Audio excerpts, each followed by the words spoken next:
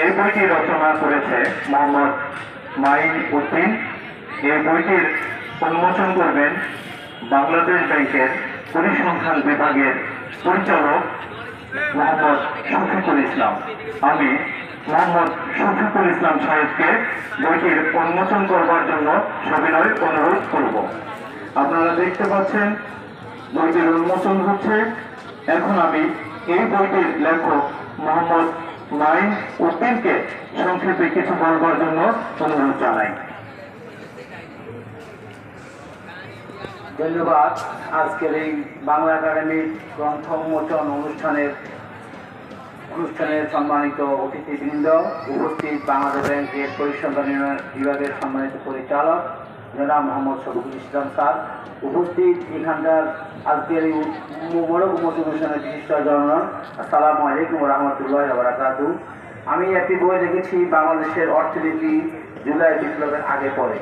বইটি 1971 সালের আমাদের চূড়ান্ত বিজয়ের পর থেকে আজ পর্যন্ত দীর্ঘ 53 বছরের অর্থনীতির বিভিন্ন চড়াই উতরাই, বিভিন্ন সমস্যা সম্ভাবনা নিয়েই রচিত হয়েছে। বিশেষ করে যে ছাত্র জনতার যে গণ অভ্যুত্থানকে কেন্দ্র করে আমাদের অর্থনীতির যে ভাঙ্গন এবং বিভিন্ন সমস্যা তৈরি হয়েছে, এর আগের যে অর্থনীতি, এর পরবর্তী কি অর্থনীতি এবং তার সমস্যাগুলো কী কী, সম্ভাবনা কী কী, এসব বিষয়ের উপর বিস্তারিত আলোচনা করা হয়েছে। বইতে যে বিষয়গুলো আলোচিত হয়েছে সব বিষয়গুলোই বিভিন্ন জাতীয় দৈনিকে প্রকাশিত হয়েছে এবং এই বইটি বর্তমান যে ব্যাংকিং সেক্টরের বিভিন্ন দশা, মূল্যস্ফীতি, পণ্যের মূল্যস্ফীতি যে প্রতিষ্ঠান এবং আমাদের কৃষি শিল্প অঙ্গনের যে বিভিন্ন সমস্যাগুলা, সম্ভাবনাগুলো, এইসব বিষয় তুলে ধরা হয়েছে। আজকের এই মোড়ক উন্মোচন অনুষ্ঠানে আপনারা সবাই উপস্থিত হওয়ার জন্য সবাইকে ধন্যবাদ জানাচ্ছি। এই পর্যায়ে আমাদের মাঝে বক্তব্য রাখবেন আমাদের একান্ত প্রিয়, অত্যন্ত গুণীজন বাংলাদেশ ব্যাংকের সম্মানিত পরিচালক, পরিসংখ্যান বিভাগের পরিচালক বাংলাদেশ ব্যাংক, ওনাকে মোহাম্মদ শফিকুল ইসলাম স্যারকে কিছু বলার জন্য অনুরোধ করছি। Thank you. আসসালামু আলাইকুম। জনাব মোহাম্মদ মানিকের লেখা বাংলাদেশের অর্থনীতি জুলাই বিপ্লবের আগে ও পরে, এই বইটির যে লেখক বায়োটি, সে তো নিজের সম্পর্কে কিছু বলেনি, তার সম্পর্কে একটু বলতে হয়। সে আসলে যখন নবম শ্রেণী ছিল তখন থেকেই বাংলাদেশের বিভিন্ন অর্থনীতি নিয়ে উনি চিন্তা করতেন এবং লিখতেন, এবং পরবর্তীতে উনি নিয়মিত লিখে যাচ্ছেন। তার 300-র বেশি লেখা বিভিন্ন সাপ্তাহিক এবং দৈনিক পত্রিকায় ছাপা হয়েছে। আর এই বইটি খুবই তথ্য সমৃদ্ধ একটি বই, এবং আপনারা ইতিমধ্যে অবগত আছেন যে আমাদের এই জুলাই বিপ্লবের আগে আমাদের দেশের অর্থনীতির অবস্থা একেবারেই ভঙ্গুর অবস্থায় ছিল, ভেঙে গিয়েছে, এবং তার পরবর্তীতে ক্রমান্বয়ে এটা দাঁড়াতে শুরু করেছে, আস্তে আস্তে দাঁড়াচ্ছে। এই সমস্ত বিষয়গুলো সার্বিকভাবে উনি বইতে তুলে ধরেছেন, এবং ব্যাপকভাবে এই বইটার উপরে আপনারা যদি করে নিয়ে যান অনেক কিছু জানতে পারবেন। ওই ক্ষেত্রে আমাদের কি করণীয়, কি করলে আমাদের এই অর্থনীতিটাকে আরো চাঙ্গা করতে পারবো, আমরা এটাকে ধরে রাখতে পারবো, সেই বিষয়টা আমরা জানতে পারবো। আর সবাইকে আমি ধন্যবাদ জানিয়ে শেষ করছি। এবার আমরা যাচ্ছি, আপনারা দেখতে পেলেন যে দুটো বইয়ের উন্মোচন একসঙ্গে হয়েছে। এবার আমি প্রখ্যাত লেখক সৈয়দ মাজহারুল পারভেজ তাকে তার বক্তব্য পেশ করবার জন্য সবিনয় নিবেদন জানাবো। ধন্যবাদ আপনাকে এবং এখানে যারা মঞ্চে এবং মঞ্চের সামনে আছেন তাদের সবাইকে ধন্যবাদ।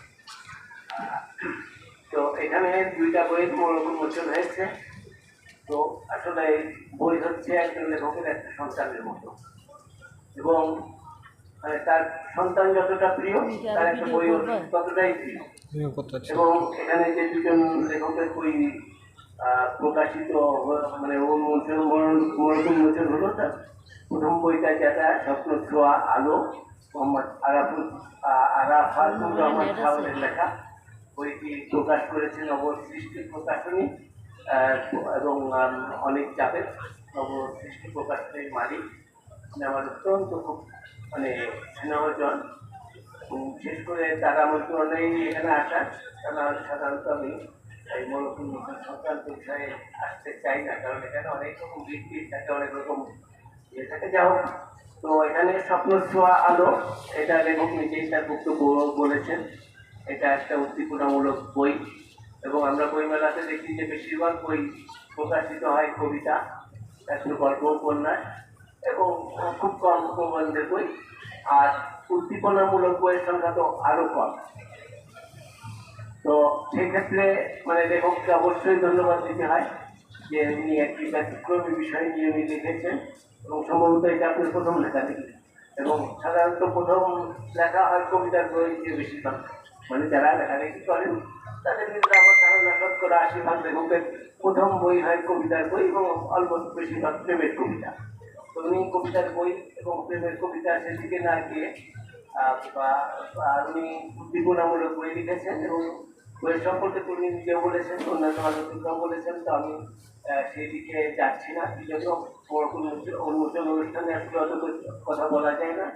আমি দুজন লেখককেই বলবো যে আপনারা মানে মেলা পরবর্তী সময়ে যদি এটার কোনো প্রকাশন অনুষ্ঠান করেন, সেখানে যারা আলোচক থাকবেন তারা বইয়ের গুণাগুণ নিয়ে কথা বলবেন, ভালো দিক মন্দ দিক সব দিক দিয়ে, তাতে লেখকের আমার মনে হয় অনেকটাই উপকার হয়। আর এখানে তো আসলে সুযোগ নেই। তো যাই হোক, আমি স্বপ্ন ছোঁয়া আলো বইয়ের লেখক মোহাম্মদ আরাফাতুর রহমান শাওন, তাকে শুভেচ্ছা জানাচ্ছি। তার করার পর আরো সুন্দর হোক এবং এরকম সৃষ্টিশীল লেখা আরো বেশি করে তিনি লিখেন, এই প্রত্যাশা তার কাছে আমাদের সবাই। তো আর এখানে আরেকটি বই সেটাও খুব ব্যতিক্রমী বই, অর্থাৎ গতানুগতিক বইয়ের বাইরে বাংলাদেশের অর্থনৈতিক জুলাই বিপ্লবের আগ্রহ পড়ে। তো জুলাই বিপ্লব নিয়ে নতুন করে বলার কিছু নেই, কারণ এইটা বাংলাদেশের 20 কোটি মানুষের একটা প্রত্যাশার পূরণ, মানে জুলাই বিপ্লব। এবং আগস্টে সেই স্বপ্ন পূরণের দিন ছিল 5ই আগস্ট। এবং আমরা যারা মোটামুটি দীর্ঘদিন ধরে এই মঞ্চে কিন্তু সবাই যে খুব স্বাচ্ছন্দ্যে কথা বলতে পারতাম তাও না, অনেক কথাই অনেক এডিট করে নিজের মনের থেকে এডিট করে বলতে হতো। কিন্তু আমার মনে হয় যে এখন সবাই মন খুলে কথা বলতে পারি, এবং আমাদের মানে যতটুকু বলার আমরা সবই বলতে পারি। তো সেই ক্ষেত্রে বাংলাদেশ মানে জুলাই বিপ্লবটা যে বাংলাদেশের অর্থনীতির উপরে কি প্রভাব পড়েছে বা পরবর্তীতে কি প্রভাব পড়বে, সম্ভবত এই বিষয়ের উপরেই বইটি লেখা। এবং লেখক যে ওই কাজটি করতে তাকে অনেক পরিশ্রম করতে হয়েছে। যারা মানে লেখালেখি করেন তারা জানেন যে একটা বই যখন মানে প্রকাশিত হয়, সেটা মানে একটা সন্তান জন্মের থেকে কম কষ্ট না, কম বেদনা সেটা না। কিন্তু তারপরে যদি বইটা ভালো বই হয়, সেই মানে সন্তান দেখার পরে মায়ের যেমন মুখে হাসি ফুটে যায়, ঠিক বইটা যদি সেই রকম পাঠক মানে প্রিয়তা পায়, পাঠকের কাছে প্রশংসা পায়, তখন লেখকের লেখা সার্থক হয়। আমি আশা করব জনাব মোহাম্মদ মাইনুদ্দিন, ওনার বইটা পাঠক প্রিয়তা পাবে, অবশ্যই পাওয়ার কথা, কারণ এটা তো আসলে সেরকমই একটা বই। এবং মানে পাঠক প্রিয়তা পেলে ওনারও সার্থক হবে, এবং উনি ওনার পরবর্তী লেখালেখিতে এরকমই মানে লেখা প্রতিভার স্বাক্ষর রাখবেন, সেটা আমার বিশ্বাস। এই জন্য সবাই তো সোজা রাস্তায় হাঁটে, কম লোকই খুব মানে কঠিন রাস্তা দিয়ে যায়। দেয়া যা বেড়ার মোবাইল লোকের মোবাইল ভিডিও কথা দিছে উনি অনেক দূর হেঁটে যাবেন, এটা আমার বাবু বিশ্বাস। কেমন দেয় যায় আমরা আরো বেড়ার বই উন্মোচন হয়েছে।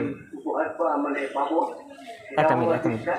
আমি ওনারও সর্বাঙ্গীন মঙ্গল, দুজন লেখকেরই সর্বাঙ্গীন মঙ্গল, এবং আগামী দিনের তাদের লেখালেখি জীবন আরো সুন্দর হবে, চলার পথ আরো অনেক দূর চলে যাবে, সেই প্রত্যাশা করে আপনাদের সবাইকে, যারা মঞ্চে আছেন, মঞ্চের সামনে আছেন, যিনি উপস্থাপনা করছেন, তাদের সবাইকে আমার শুভেচ্ছা, এই বসন্তের শুভেচ্ছা ভালোবাসা জানিয়ে বক্তব্য শেষ করলাম। ধন্যবাদ সবাইকে, ভালো থাকুন।